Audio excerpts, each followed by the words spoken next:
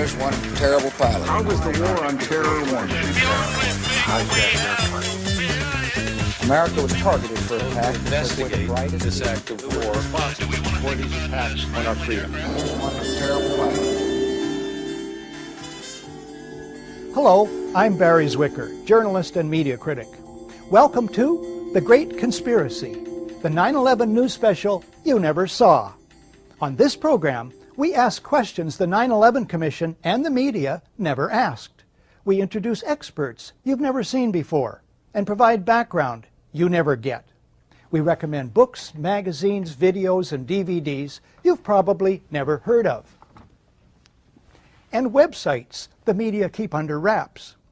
We avoid thought stoppers such as anti-American and conspiracy theorists and that new word believed to be linked to Al-Qaeda.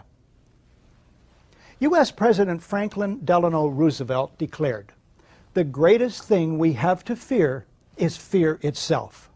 And indeed, fear may well be the greatest single human motivator. It can serve us and it can save us, but ill-founded fear, that's another story.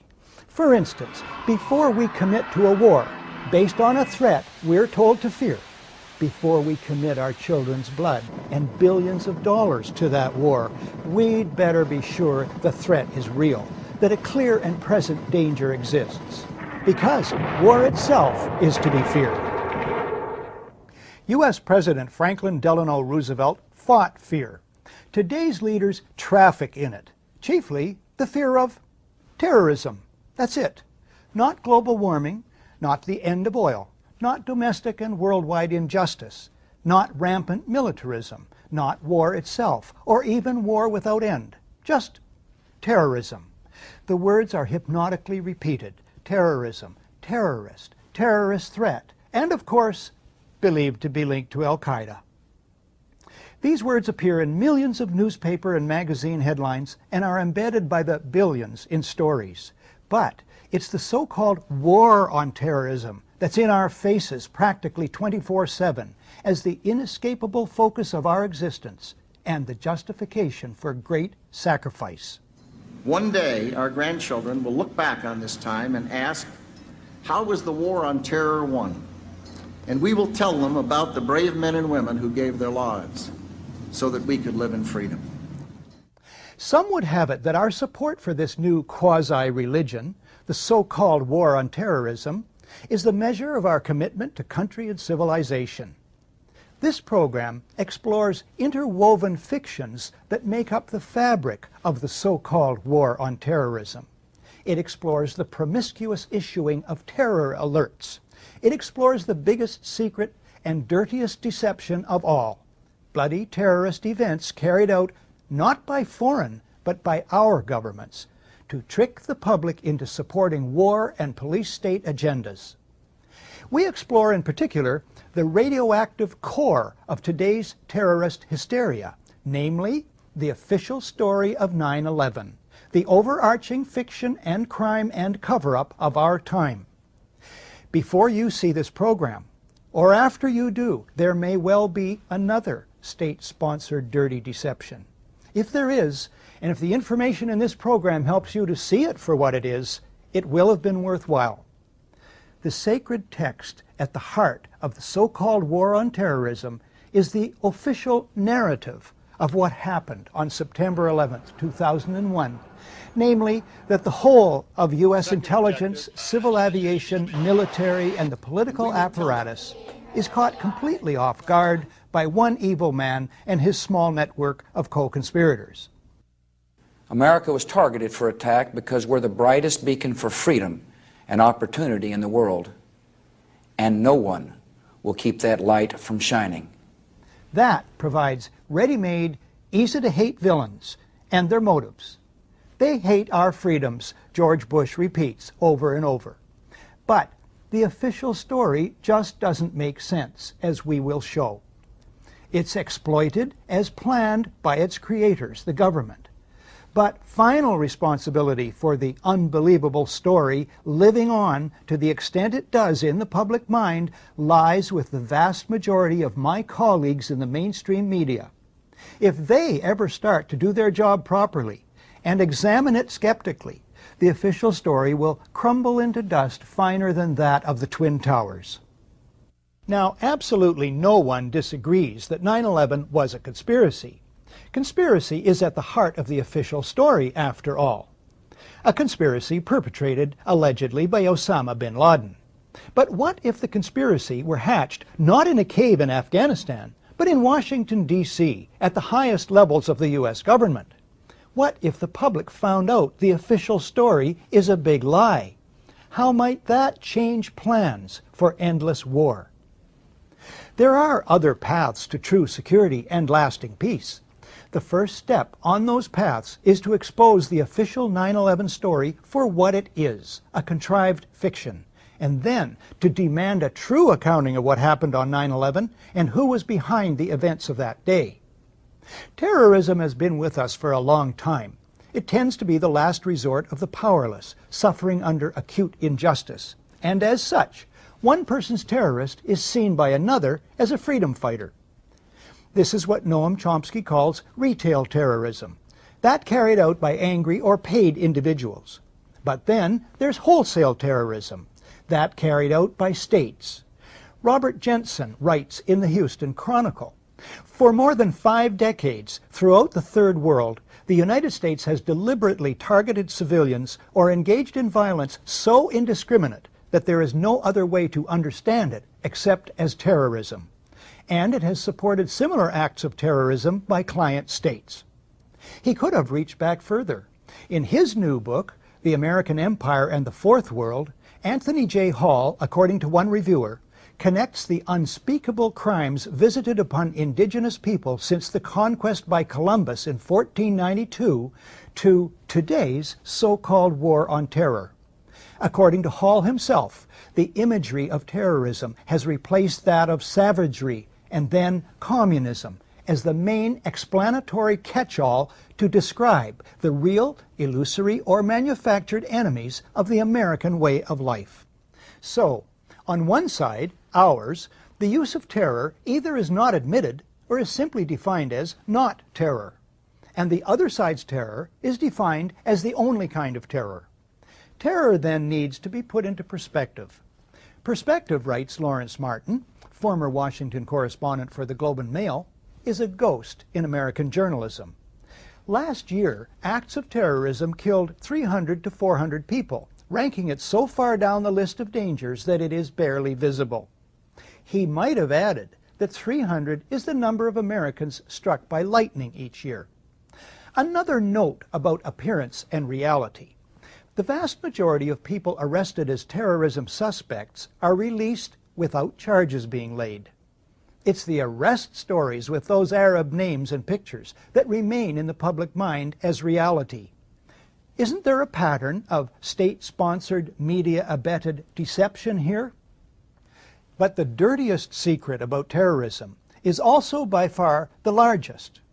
Many spectacular acts of terrorism are fearsome fakeries carried out by cabals within governments, and I mean our own governments. The gold standard is the attack on one's own country to mobilize public opinion for power, political gain, and profit. The Nazis masterminded the torching of the Reichstag, the German parliament buildings, on February the 27th, 1933, 1 week before a national election. That they did so is historical fact, portrayed best in William L. Shirer's masterpiece, The Rise and Fall of the Third Reich. Within hours, Hitler and his henchmen designate the communists as the villains and label them terrorists. The government promises proof, but never provides it. The communists did not do it. A single communist was the patsy. The big lie of who torched the Reichstag is used by Hitler to sow fear. He bullies the German president to sign a decree suspending 7 main articles of the German Constitution. The claim is that the fatherland, think homeland, is under threat. Ensuing arrests and murders of communists and socialists terrorize anti-Hitler dissent. In the ensuing election, Hitler does not get the majority he needs to rule. But soon after, he essentially seizes power. He then is free to launch preemptive strikes against other countries and wage a world war sold as patriotic. The ultimate result for Germans is calamitous. 600,000 civilians dead, 7.5 million homeless, their country broke and in ruins. The Reichstag fire was a major turning point. Within hours of the planes crashing into the World Trade Center, the Bush White House designates the alleged villains. Within 30 days, the U.S. Constitution and the civil liberties of Americans are weakened by near unanimous passage of the Patriot Act. A war on terror is announced. Within months, preemptive strikes are launched against Afghanistan and Iraq, though no evidence is produced that Iraq took part in 9/11. Dissent in the USA is under fire even as millions in the USA and worldwide oppose the Iraq War. The White House announces that the war on terror, in effect World War, may never end. At least 1,000 Americans are soon to die in Iraq alone. Expenditures mount into the trillions. The so-called war on terrorism justifies the mounting deaths of U.S. soldiers and civilians in Iraq and elsewhere, justifies the little publicized construction of giant new U.S. military bases overseas, and is the basis for the doctrine of preemptive war, contrary to international law and basic morality. It's responsible for grotesquely ballooning deficits to pay for all this, debts being passed on to coming generations, and plans for even more expenditures on terror-fighting bureaucracies.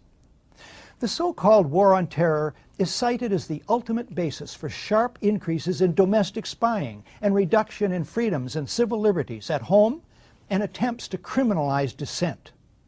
All this because the official authorized truth is that foreign terrorists attacked the USA on 9/11. As we tape this in the summer of 2004, fear grows as authorities and pundits predict more terrorist events on the scale of 9/11 or greater. The I word, inevitable, is increasingly used. The designated scapegoats of 9/11 gained nothing positive from it. On the other hand, even the hardliners in Washington themselves agree 9/11 boosted their agenda. Who benefits from more of the same? The fear campaign, always resting on the official 9/11 story, looks deliberate.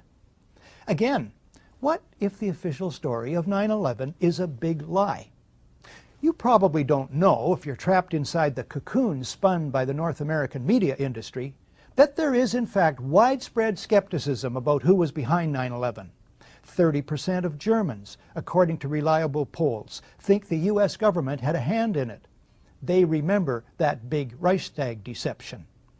This poll done in Canada in May 2004 showed 63% of Canadians think individuals within the U.S. government, including the White House, had prior knowledge of the plans for the events of September 11th and failed to take appropriate action to stop them. In this program, we present some of the accumulating evidence indicating that lying behind the great deception of 9/11 is the great conspiracy of 9/11. But first, more historical context. When we come back, 3 true stories of fake attacks on America. Let's find out about despotism. This man makes it his job to study these things. Well, for one thing, avoid the comfortable idea that the mere form of government can of itself safeguard a nation against despotism.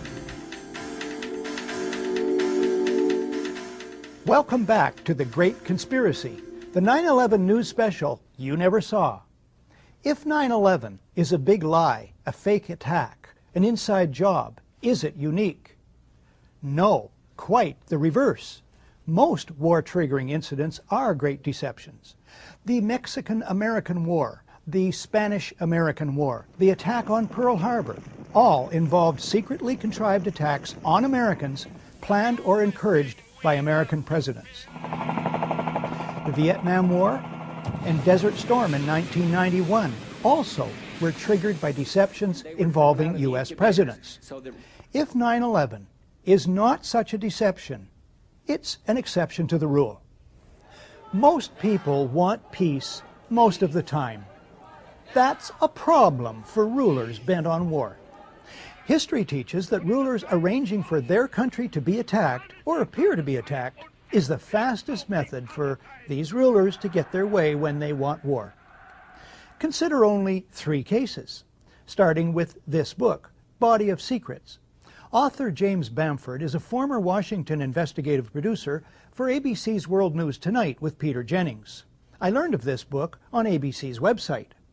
Bamford's information comes from interviews with, for instance, the former dean of the U.S. intelligence community, and from government documents. It takes 80 pages to list Bamford's more than 600 information sources. Here's the story. It's 1962. John F. Kennedy is U.S. President, Robert McNamara is Secretary of Defense, and Admiral Lyman Lemnitzer heads the U.S. Joint Chiefs of Staff. The CIA fails in its illegal Bay of Pigs invasion of Cuba. JFK decides, Bamford writes, to back away from military solutions to the Cuban problem. But Lemnitzer, the CIA, and others at the top remain obsessed with Cuba.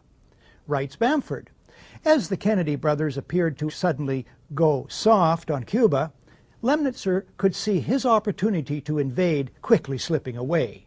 Attempts to provoke the Cuban public to revolt seemed dead. Lemnitzer and the other chiefs knew there was only one option left that would ensure their war. They would have to trick the American public and world opinion. Lemnitzer comes up with Operation Northwoods. We could blow up a U.S. ship in Guantanamo Bay and blame Cuba. Casualty lists in U.S. newspapers would cause a helpful wave of national indignation.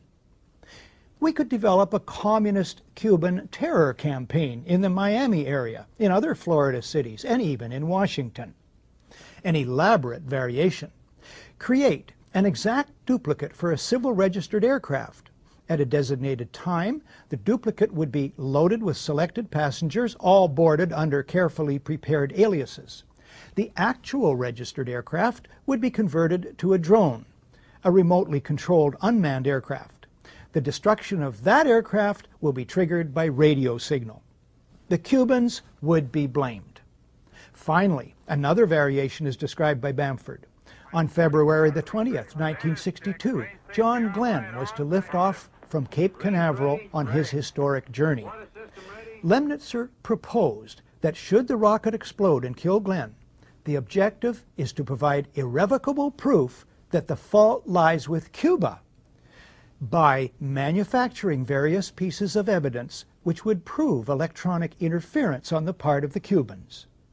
Thus, Bamford notes, as NASA prepared to send the first American into space, the Joint Chiefs of Staff were preparing to use John Glenn's possible death as a pretext to launch a war. The Operation Northwoods plan shows the Pentagon was capable, according to Bamford, of launching a secret and bloody war of terrorism against their own country in order to trick the American public into supporting a war on Cuba. In light of this, does Pentagon complicity in the events of September 11th sound entirely far-fetched?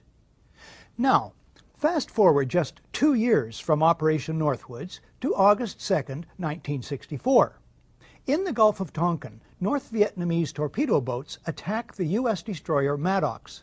The Associated Press story, for some reason, is datelined Pearl Harbor. The lead: 3 PT boats, identified by Secretary of State Dean Rusk as North Vietnamese, attacked. Later, a second U.S. destroyer is attacked, according to news reports. Although no U.S. sailor suffers a scratch, the American public is outraged. President Lyndon Johnson goes on television to ask the country to support war action. 2 days later, the Tonkin Gulf Resolution is approved by the U.S. House of Representatives unanimously, then by the Senate 88-2. The resolution becomes the entire justification for the United States war against Vietnam. Before that's over, 58,000 American soldiers and 3 million Vietnamese die. One small problem: there never were any North Vietnamese PT boats. The events never happened.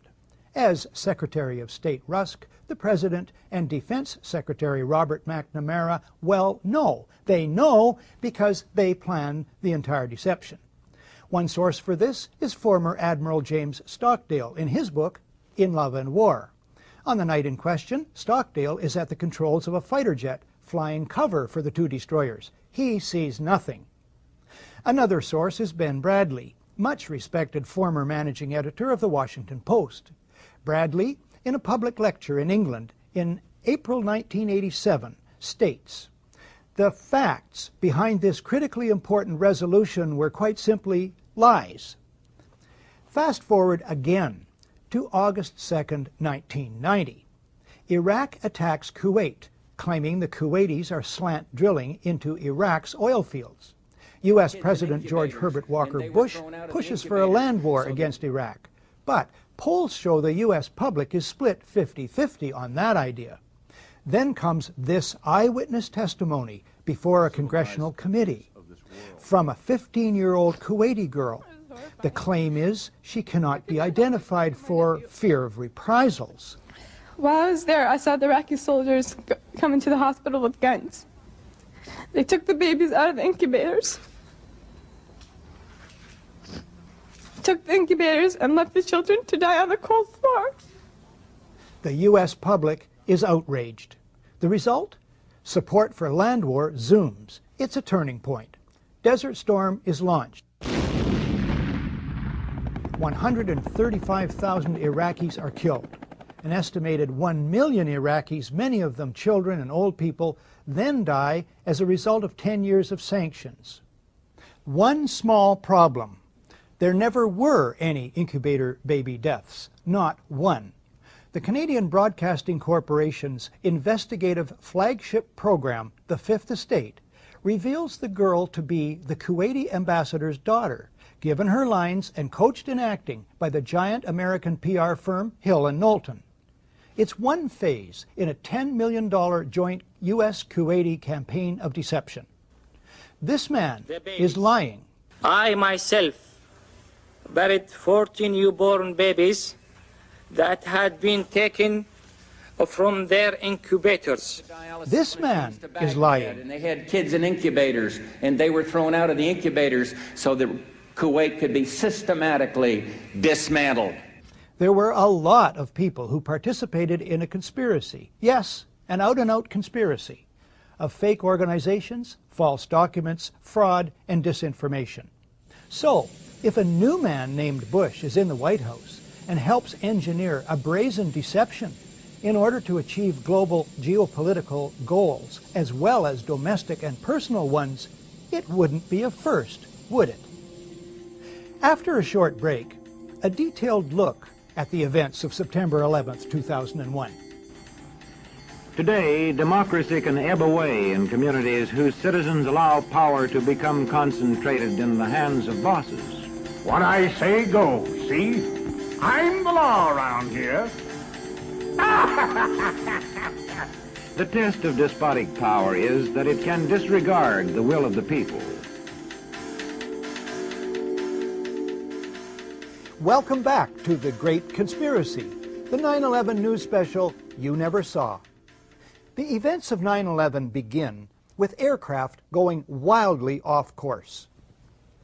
Incredibly, despite radar tracking for almost 2 hours, the whole of the mighty U.S. Air Force goes AWOL that morning. It's a mind-bending anomaly. Not a single U.S. Air Force interceptor turns a wheel until it's too late. There are no jets at all. It's a matter of historical record. That could happen only two ways.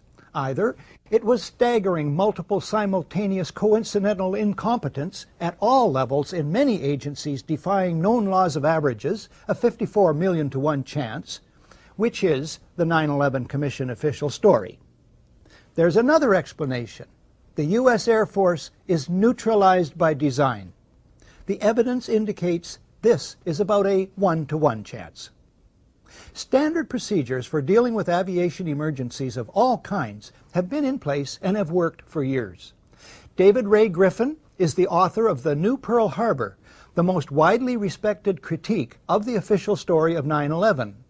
He quotes the Federal Aviation Authority's Aeronautical Information Manual, Official Guide to Basic Flight Information and Air Traffic Control, ATC, procedures.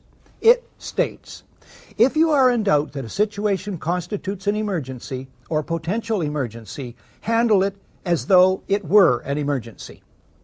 As for the military, the guiding document is ACC 113-SAOC, Volume 3, U.S. Air Defense Command and Control Operations.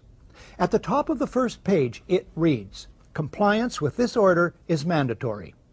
The first paragraph reads, in part, "The ADC, Air Defense Command, is to provide North American Aerospace Defense Command with the means to detect, monitor, identify, intercept, report, and if necessary, destroy any airborne object that may pose a threat to North America in the fulfillment of the Tactical Threat Warning Attack Assessment and to provide such information to collateral missions of NORAD." Michael Ruppert, a former Los Angeles Police Department detective, was the first major 9/11 skeptic and researcher in the world and remains one of the foremost. He was one of 40 experts on 9/11 who testified at the 6-day International Citizens Inquiry into 9/11, held in Toronto in May of 2004. I helped organize that event. At the inquiry, Michael Ruppert addresses the absence of jet interceptors, but the unlikelihood of a simple stand-down order, and asks, What if they were so confused and had been so deliberately confused that they couldn't respond? Michael Ruppert is standing by at his office in Sherman Oaks, California. Michael, thanks for this.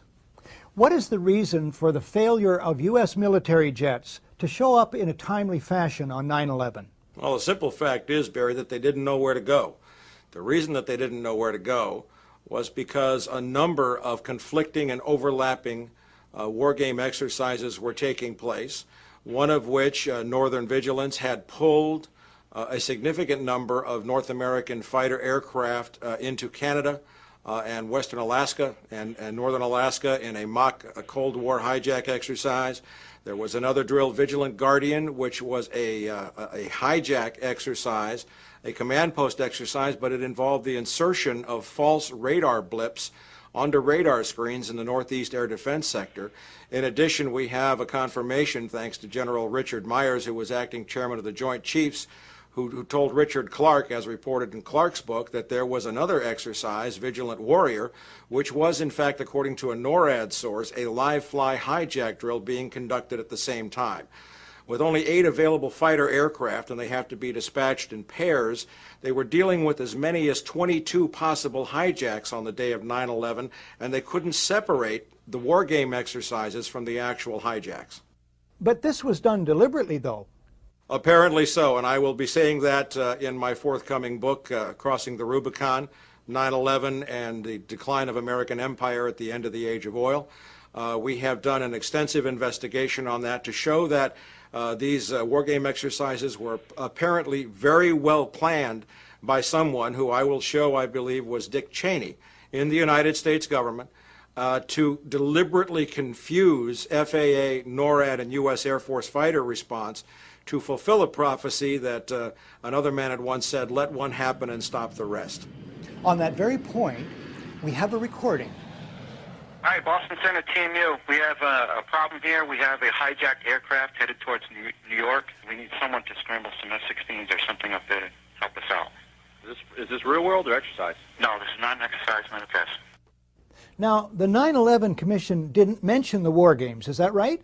No, in their final report they did mention, I think in one paragraph, Vigilant Guardian, but the response given by NORAD Commanding General Ralph Eberhart and other Air Force spokespeople was absolutely nonsensical, and it made no mention of any of the other war game exercises.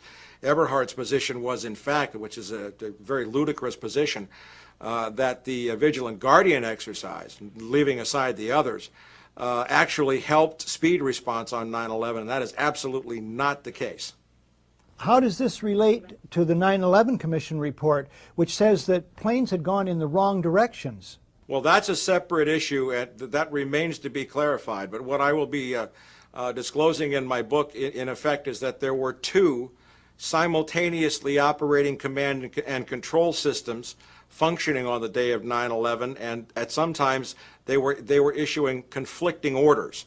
We do not have a clear explanation for why fighters from Andrews Air Force Base were sent out over the sea first and couldn't turn around because the 9/11 Commission seemed to change all the evidence just arbitrarily right before it issued its final report. So we don't have a clear explanation, but certainly there was, it is all consistent with a motive that said make sure that the fighters don't get to any place in time to stop the 3 critical attacks on the World Trade Center and the Pentagon. I have called that in my own research an effective stand down. Would you say that would be a correct characterization? Well, it is a de facto stand down. That was the intended result. I would really call it an intended paralysis.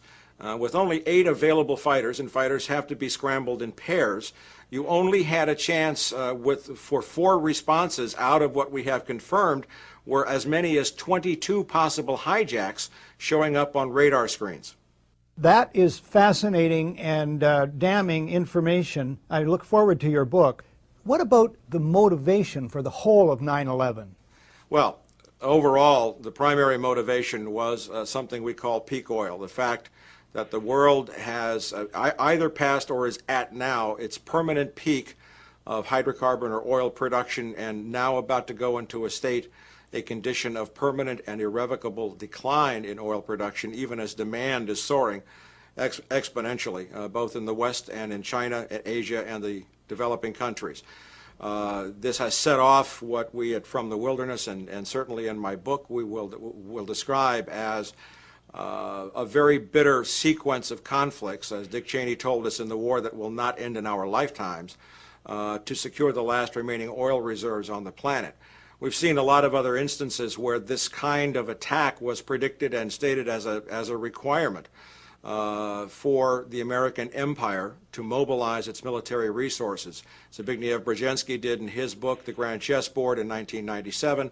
The Project for a New American Century called for a new Pearl Harbor in 1992. So there is, there's a lot of evidence here showing very clearly that this attack was needed. It was planned, and all of the evidence that has been so diligently compiled has just been absolutely ignored by the Keane Commission. And finally, Michael, I certainly, for one, accept your motive of peak oil. What about other motives that could be involved?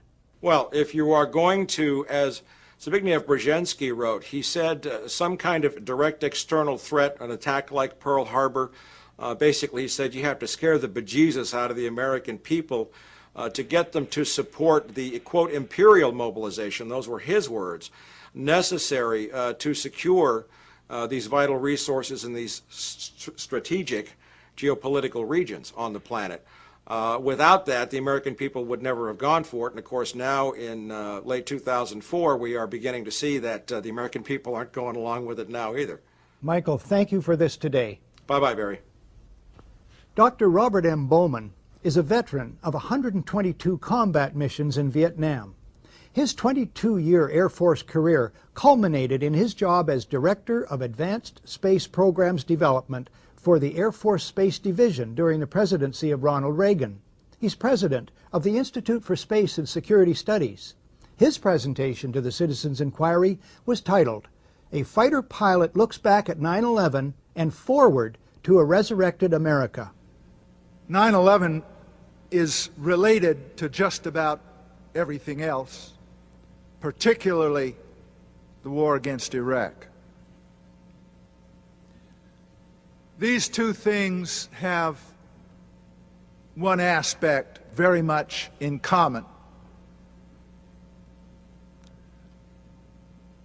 They are both, in my opinion, treason.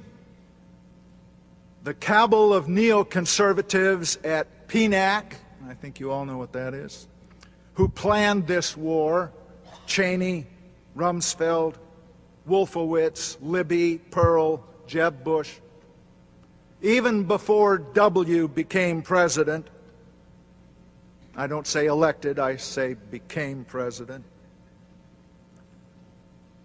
this cabal knew the American people would not stand for a war against Iraq, unless there was, as they put it in their own document, a new Pearl Harbor.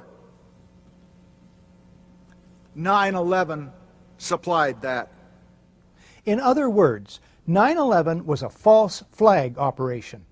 That's one term to describe an act carried out to make it appear it was done by someone else. Next, the man who's written the book on false flag operations. Webster Tarpley is an historian and journalist based in Washington, D.C. He has studied the dark world of intrigue, peopled by patsies, paid killers known as operators, and moles, government officials who flout their own country's laws. He made 2 presentations to the International Citizens Inquiry into 9/11. They are uncompromisingly titled The 9/11 Terror Fraud, a Coup Against Civilization. Now here I would submit is a very important diagram that I commend to your attention, and I want to tarry and look at it for a moment. We are dealing with state-sponsored false flag terrorism. I don't mean state-sponsored in the sense that it has to be sponsored by the entire command structure of the country in question, but that it is carried forward by a private network ensconced and infesting decisive nodal points in the state apparatus of that country. I'll try to show you what I mean. Here we have to distinguish a world of patsies, the people that you hear about. I'll try to show you some of this in detail. The people we can call the dupes, the useful idiots, the fanatics, the police agents, the double agents, the provocateurs, in short, the Oswalds, the fall guys. Lee Harvey Oswald, I'm just a patsy, direct quote. That's one group. The moles. This is the group of government officials, the network of government officials whose loyalty is not to the command structure, the Constitution, or their country in some diffuse sense, but rather their loyalty goes to a private intelligence network, a private clique, faction, a group of putschists, if you will, people trying to have a coup d'etat. You also have to distinguish the professional killers. These are the cold-blooded technicians of murder. This is the sort of area where you see retired veterans of the Special Forces, the Delta Force, the CIA Operations Directorate, and so on down the line. The old boys. At the end of the 80s and the beginning of the 90s, the term for this group in Washington was the asteroids. Finally, the corporate media. They are the indispensable ingredient, because without them you can't have anything. You have to have mass propaganda to accredit and spread and pound the official version of the events into the minds of people, and to smooth over the inevitable absurdities, contradictions, impossibilities, and so forth of the official story. Mass brainwashing in the Anglo-American tradition is what they propose. You're watching The Great Conspiracy, the 9/11 news special you never saw. When we come back, the classic question. What did the president know about 9/11, and when did he know it? When a competent observer looks for signs of despotism in a community, he looks beyond fine words and noble phrases. One nation, indivisible, with liberty and justice for all.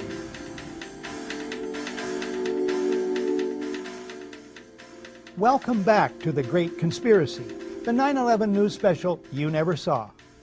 What did George Bush know about the events of 9/11, and when did he know them? I'm not asking what George Bush, or Bill Clinton for that matter, knows or should have known in the weeks or years before based on this or that so-called intelligence report that he sees or should have seen about vague or not so vague alleged terrorist threats. No, my questions are much more restricted. I'm asking what specific advance information George W. Bush has about the first plane hitting the World Trade Center before it strikes. How does he get that information, and from whom? Why does he act as if he has far less information than the record shows he must have had? Initial news reports show the president informed of the gravity of the situation that morning. That famous whisper in the ear must be put into context. It takes place at 9:05. That's 1 hour and 5 minutes after the first hijacking, 45 minutes after the FAA is aware of multiple errant airliners, 20 minutes after the first aircraft smashes into the Trade Center, 18 minutes after CNN breaks into regular programming. In other words, a torrent of hot water churns under the bridge before whisper time. Researchers Jared Israel and Ilarion Bykov of EmperorsClothes.com write shortly after 9/11. The President of the United States travels with an entire staff, including the Secret Service, which is responsible for his safety. The members of this support team have the best communications equipment in the world. They maintain contact with, or can easily reach, Bush's cabinet, the National Military Command Center in the Pentagon, the FAA. Information concerning these alarming events must be shared with the President by his staff. Otherwise, they would be derelict in their duties. Not surprising, then, this report by ABC's John Cochrane, traveling with the President, here speaking to Peter Jennings, not long after the President left his hotel. Peter, as you know, the President is down in Florida talking about education. He got out of his hotel suite this morning, was about to leave. Reporters saw the White House Chief of Staff, Andy Card, whisper into his ear. The reporter said to the President, "Do you know what's going on in New York?" He said he did, and he said he will have something about it later. His first event is in about half an hour at an elementary school in Sarasota, Florida. Something is very odd about the President's behavior. The President is aware, by his own words, that something serious is happening in New York. He additionally has to be aware of a great deal more about the situation. You have John Ashcroft later in the day at a press conference. Immediately after the first report of a plane crashing into the World Trade Towers, numerous federal agencies coordinating with the White House mobilized their resources. You have Vice President Dick Cheney, September 16th on NBC's Meet the Press. He tells host Tim Russert, the Secret Service has an arrangement with the FAA. They had open lines after the World Trade Center was... Then he stops himself. You have Laura Brown of the FAA. She attends hearings of the 9/11 Commission that bear on the aviation aspects of the day. Embarrassed by previous non-forthcoming testimony about the FAA's role, she sends an email in May of 2003 to members of the media whose business cards she had collected. Within minutes after the first aircraft hit the World Trade Center, she states in her email, the FAA immediately established several phone bridges that included FAA field facilities, the FAA Command Center, FAA Headquarters, DOD, the Secret Service, and other government agencies. The U.S. Air Force liaison to the FAA immediately joined the FAA Headquarters phone bridge and established contact with NORAD on a separate line. The FAA shared real-time information on the phone bridges about the unfolding events, including information about loss of communication with aircraft, loss of transponder signals, unauthorized changes in course, and other actions being taken by all the flights of interest, including Flight 77. So, in light of all this, here's the odd thing about George Bush's behavior. He and his staff could cancel or postpone an easily postponable photo op. But they don't. Why? On 9/11, Bush acts, and I emphasize acts, as if he doesn't know, as if he's not in touch. He proceeds with, or feigns, normality. Now to something else that's puzzling. At a town hall session in Orlando, Florida on December the 4th, 2001, here's the President's own account of the early morning of 9/11. How did you feel when you heard about the terrorist attack? Well, thank you, Jordan.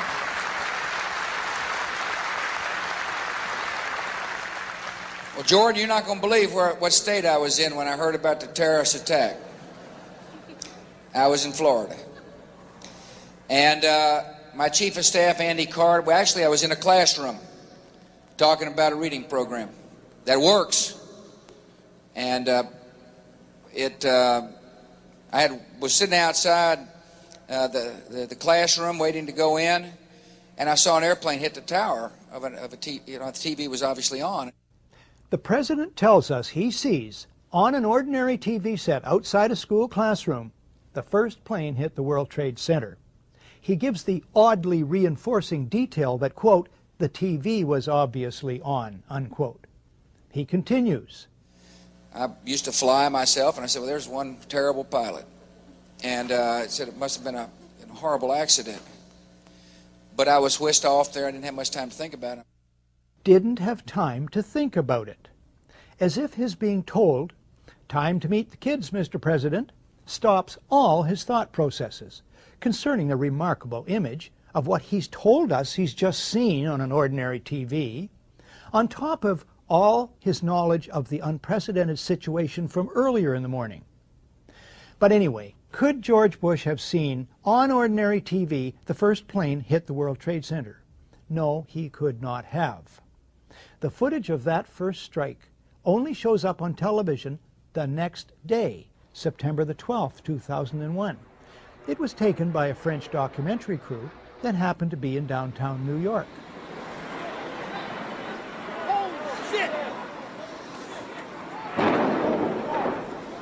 The Orlando Town Hall session takes place 7 weeks after 9/11, so it can be suggested Bush confuses the second plane with the first. But how to explain this? We've all seen Andy Card do that. None of this can ever be retracted. It is an interlocking historical record. Why go on at length about this? Because it may one day become the basis for criminal court proceedings. When we come back, is George Bush one of a group of conspirators involved with the attack?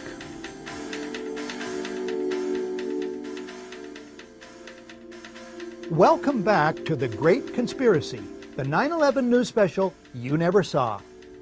George Bush is very convincing that he saw the first plane strike the World Trade Center the morning of 9/11 on regular TV. He provides supporting details, has repeated the story, and never retracted it. It has run on the White House website. Since he cannot have seen it on regular TV as he claims, it is not unreasonable to conclude that he sees the first plane on private, closed-circuit TV earlier that morning or in a private holding room later.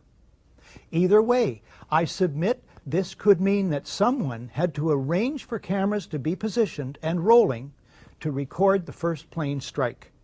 Those involved had to know precisely that the first plane was in the air, where and when the plane would hit. In other words, people closely associated with the President of the United States had very specific prior knowledge of the existence of the first plane, its destination, and its purpose. More clues. Bush's itinerary is well known. There are plenty of live news media reports concerning the President's whereabouts from the time he gets up that morning in his hotel until the time he arrives at Booker Elementary School, and how long it will take him to get there. Remember ABC's John Cochran and the half hour? Yet, the Secret Service, for at least a full half hour after he is notified that America is under attack, takes no steps to remove the President to safety. What happens instead? This footage also appears in Michael Moore's film Fahrenheit 9/11. No one claims this footage is doctored. The President continues reading a story about a pet goat for at least 7 minutes. One columnist absurdly suggests that the President doesn't want to alarm the children. But could the President not have said, "Kids, I'm sorry, I have to excuse myself. There's some important business I have to attend to. You just carry on with your reading, you hear?" Any reasonable analysis suggests that the President and his handlers share sufficient real-time and prior knowledge of the unprecedented events of that day. The public record shows the President and his associates fail to act appropriately, that they in fact create a fiction and play act their assigned roles. This evidence alone constitutes grounds for proceeding with an indictment on charges of conspiracy to commit treason. But if, let's be dogged here, if the official story is true, and an astoundingly successful sneak attack from diabolical Muslims caught America totally off guard, then the White House surely must be highly motivated to turn heaven and earth, to use one of their own favorite cliches, to investigate the events of that day as quickly and thoroughly as possible. The White House must rush to appoint a respected chairman and commissioners, give them the widest powers to call witnesses, spare no expense. Except for the Reichstag fire, that's how it's usually done. 6 days after the sinking of the Titanic, a chairman is appointed to head an investigation. 9 days after Pearl Harbor, the first of 4 investigative commissions is struck. The JFK assassination, the Challenger disaster, 7 days each. How many days after 9/11 is it that President Bush names someone to head an investigation? This commission has been charged with a crucial task. Call it foot dragging. And then, who does Bush appoint? He appoints Henry Kissinger. Naming Kissinger sets a new standard for cynicism, or for being out of touch, or both. A New York Times editorial suggests the choice was to contain an investigation the White House long opposed. But Kissinger at least is an expert on the date September 11th. It was on that day in 1973 that the CIA-assisted overthrow of the democratically elected government of Chile takes place, masterminded by Kissinger for Richard Nixon. President Salvador Allende is murdered. In his 2001 book, The Trial of Henry Kissinger, Christopher Hitchens notes Kissinger as a crucial figure at all stages of this crime and cover-up. Now, this is in reference to a bloody and unnecessary Kissinger-driven episode in Indochina, which cost the lives of 64 U.S. servicemen. But it also sums up Kissinger's role in the bloody Chilean operation. The cover-up is as important as the crime. The White House tries to install Kissinger, an expert at cover-ups, to head the 9/11 investigation. After a universal backlash, Kissinger backs off. Bush then names, it's 431 days now, Thomas Kean and Lee Hamilton as co-chairmen. Kean's Azerbaijan oil connections and other conflicts of interest should make him ineligible from the outset. He earlier co-chairs the Homeland Security Project. Observers have noted that huge profits are to be made in the surveillance and security industries these days. The more alarmed the public, the bigger the profits. As for co-chair Lee Hamilton, Washington investigative journalist Joyce Lynn says he should be called Mr. Cover-Up. He is 0 for 4, she says, in finding any malfeasance in the 4 previous investigative commissions on which he's served. These include the Iran-Contra affair and the October surprise, which denied Jimmy Carter the presidency. The White House chooses all the commissioners. Lynn calls them key insiders rife with conflicts of interest. The White House brazenly appoints as the executive director one Dr. Philip Zelikow, a right-wing Republican hawk deeply involved in the Bush circle, a member of the Bush-Cheney transition team, and a National Security Council advisor with Condoleezza Rice under Bush 1. The editor of Vanity Fair, Graydon Carter, sums it up. The Bush White House did everything in its power to derail an open inquiry. Then, when faced with its inevitability, the President and his aides sought to limit its scope, its access, and its funding. The Commission's full title is the National Commission on Terrorist Attacks upon the United States. Reflecting extreme laziness in research and wording, the mainstream media keep referring to it as the Independent 9/11 Commission. This commission was about as independent from White House control and manipulation as the abused prisoners at Abu Ghraib were from their jailers. Mandate. The commission itself says, we're not out to blame anyone. In other words, accountability is not part of the mandate. Budget. In January 2003, the Bush administration allots the commission $3 million.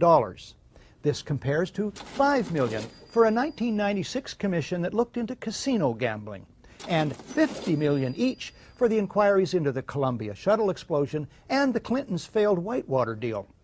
The dollar amount is later grudgingly raised but never exceeds $15 million. The White House releases only 25% of 11,000 documents requested. It blacks out portions of the released documents, resists requests that the administration officials testify under oath, and tries to rush the Commission's deadline. After a cat-and-mouse game, Bush and Cheney meet the commission. But it is behind closed doors. They refuse to testify under oath. No tape recorders are allowed. No transcript is allowed. Bush makes no opening statement, and those taking notes must submit them to security personnel. All of this is what is called in law guilty demeanor. The behavior of the White House in relation to the commission from start to finish only makes sense if the official story is a lie and the truth needs to be kept secret. The term whitewash doesn't do justice to the report of the 9/11 Commission. Omission-riddled, inventive cover-up, maybe? The Commission finds that the ultimate reason the events of 9/11 took place was a failure of imagination. They ought to know. Imagination was something the Commission had in abundance. The Commission imagines U.S. intelligence received insufficient specific warnings of an impending event. Even though CIA head George Tenet says in an unguarded moment that the system was blinking red, the Commission imagines there's nothing to go with. When we return, an American researcher on the number of published warnings. A community rates low on an information scale when the press, radio, and other channels of communication are controlled by only a few people. And if books and newspapers and the radio are efficiently controlled, the people will read and accept exactly what the few in control want them to. Welcome back to The Great Conspiracy, the 9/11 news special you never saw. American Paul Thompson has created the definitive timeline of events related to 9/11. It's drawn exclusively from published reports. Thompson takes almost an hour at the Toronto Citizens Inquiry to list a fraction of the published reports dealing with early warnings. Then in late August, so according to some news reports from Der Spiegel and Die Zeit, and it's also reported in the BBC and Haaretz in Israel. This is really interesting. Supposedly, Israel gives the U.S. a list of 19 terrorist names. So there are 19 people on the flight, and here they're giving 19 names. We don't know if they're the exact same list. But we do know, according to these reports, that 4 of the names are the same, including Nawaf al-Hazmi, Khalid al-Midar, Marwan al-Shihi, and Mohammed Atta. So these are like the big leaders of the 9/11 attack, and here Israel is saying that these people are inside the United States and planning an imminent attack. Then early September, Egypt warns the U.S., saying that Al-Qaeda is in the advanced stages of a, quote, significant operation, unquote, against an American target, probably within the U.S. So, you know, just as an aside, remember that virtually every one of these things I've been talking about is talking about an attack inside the U.S. Remember that George Tenet said that all the information they had pointed to an attack overseas. In the context of this program, it's important to note these warnings are from individuals, agencies, and whole governments who are obviously not in on the plot. It should be observed that in the main, the controversies over who knew what and when about the attacks are diversionary mini-dramas that reinforce the official fiction. What these individuals and agencies and governments discover are plans and patsies being prepared to play their roles. Even if it's the most charitable explanation, and we say it was only incompetence, that incompetence was so severe. I mean, how many warnings do you need? And not only that, but it was followed after 9/11 by a cover-up. And as it's often said, it's not the crime, but it's the cover-up that, you know, that you end up going to jail for. That, you know, between the incompetence and the cover-up, that alone should lead to impeachment of President Bush and all of his top people. Speaking of Bush and his top people, the Commission imagines, page 35, that at 8:46, when Flight 11 hits the North Tower of the World Trade Center, neither the President or anyone, quote, in the White House or traveling with the President knew that Flight 11 had been hijacked at 8:14 that morning. Wrong. The Commission imagines, page 39, that as late as 9:30, quote, no one in the President's traveling party had any information that other aircraft were hijacked or missing. Wrong. The Commission imagines it can get away with such claims, even though millions of people saw TV news reports about the hijackings on CNN beginning at 8:48. The 9/11 Commission fails to ask many questions. Why, for instance, was protective cover not provided for Air Force One? The Commission makes no mention of the extensive connections between the Bush and bin Laden families.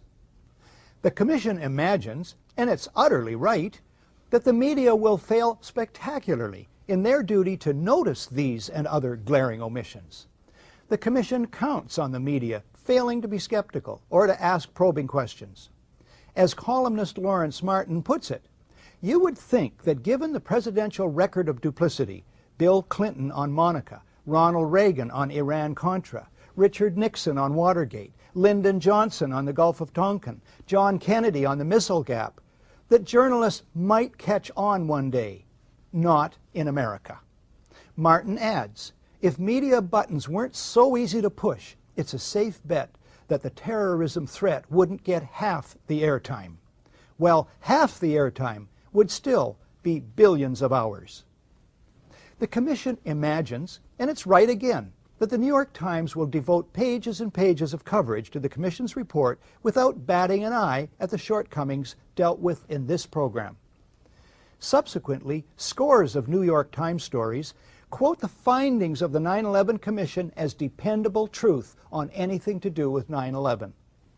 The Commission imagines, and it's right on the money, that TV networks will air without question and newspapers publish without question this alleged exchange on 9/11 between the FAA's Herndon Command Center and FAA headquarters. I call it the report. Do we want to think about scrambling aircraft? Oh, God, I don't know. That's a decision somebody's going to have to make probably in the next 10 minutes. Can we hold it right there? Imagine anyone, say yourself, learning of a major emergency. A neighbor calls to tell you your house is on fire. And you say, yeah, somebody's going to have to make a decision about that in probably 10 minutes. The fact is that on the morning of 9/11, there's a good chance that you leaped into action. Millions of ordinary people did. They call family and friends to turn on the TV. Many, I was one, try to get through to loved ones in New York. We find the phone system down. We call others to see if they'd gotten through. And they call us. But at FAA headquarters? Everybody just left the room. Yes, sir. I've noticed that. When there's a really big emergency, such as we have with the report here, key people just walk out of the room with fishing rods. When we come back, comments about the FAA and the 9/11 Commission report from David Ray Griffin, author of the book The New Pearl Harbor, Disturbing Questions About the Bush Administration and 9/11.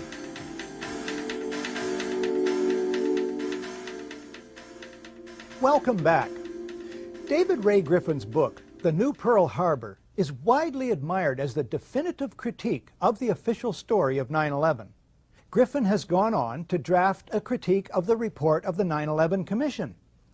Griffin concludes that the Commission sets up the FAA as the fall guy to protect the U.S. military and thereby the Bush administration.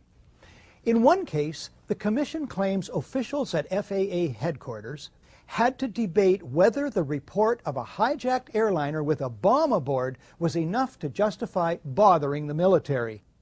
The Commission, says Griffin, portrays most FAA personnel as hopeless bunglers. In fact, in Griffin's words, guilty of criminal negligence of the most extreme sort. Yet, this is the same Commission that says it cannot find any particular people deserving of blame. A remarkable contradiction. Another one. The Commission itself points out the FAA did have one truly unprecedented task to perform that day. Namely, immediately landing thousands of aircraft in the air wherever they were. The Commission agrees the FAA, and I quote, executed that unprecedented task flawlessly, unquote. Is it not strange, asks Griffin, that FAA personnel carried out this unprecedented task flawlessly and yet failed so miserably with tasks they had been performing on a regular basis?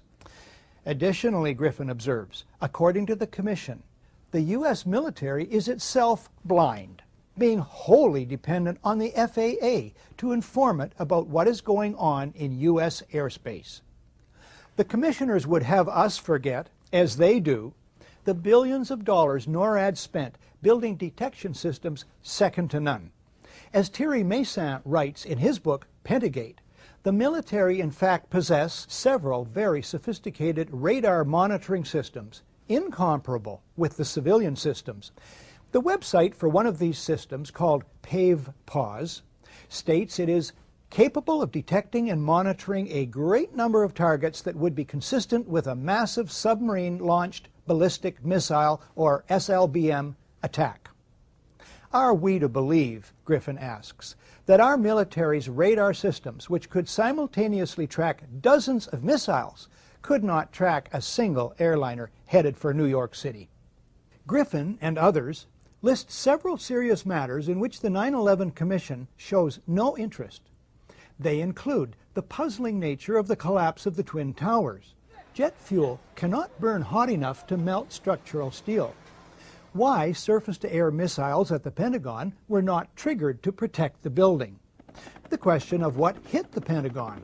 The hole in the building was much smaller than a 757 would make. The connections between the Bush and bin Laden families. And the startling case of World Trade Center Building Number 7. This and other overwhelming evidence ignored or explained away by the 9/11 Commission, which should be called the 9/11 Cover-Up Commission, suggests 9/11 is planned and executed at the highest levels of the U.S. government.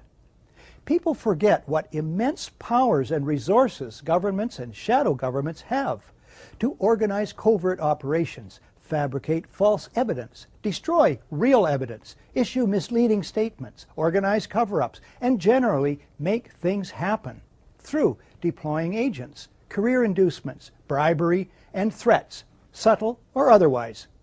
Governments have the powers to kill, maim, and imprison, and they use them. One example, it's the endless arrests of suspected terrorists, the vast majority eventually released without any charges being laid. On any other subject, this would create a huge outcry. And of course, governments have the powers of propaganda, PR spin, news management, and, not least, secrecy. In the face, though, even of this overwhelming evidence, people still find reasons to remain blind to the possibility that 9/11 was an inside job. They say a conspiracy this large could not be kept secret, but most large covert operations are kept secret.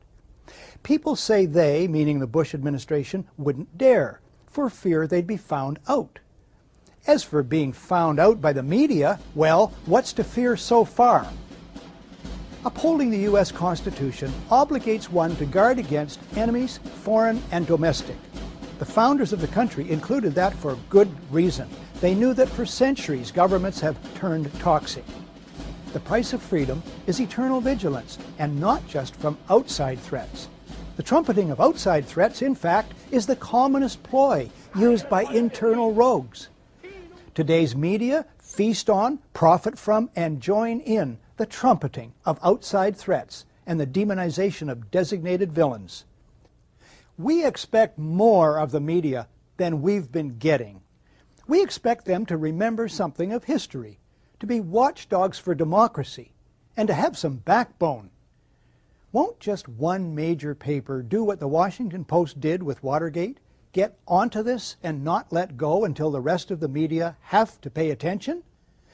I've been a media critic for 35 years. I've watched the media become more and more corporate, more and more ideological, more and more dishonest, more and more part of a power structure which manufactures and manipulates fear and excuses death and destruction, and thereby become complicit in it. But I've also learned a big lesson, belatedly, and that is that too many of us want to be shielded from troublesome truth, want our inner child to be reassured, want, in short, to be lied to. With knowledge comes responsibility. We who are finding the scales falling from our eyes must also find the courage to make our media and government accountable. Many peaceful means for doing this still exist. This is Barry Zwicker, signing off for The Great Conspiracy, the 9/11 news special you never saw, but that I still live in hopes that you will.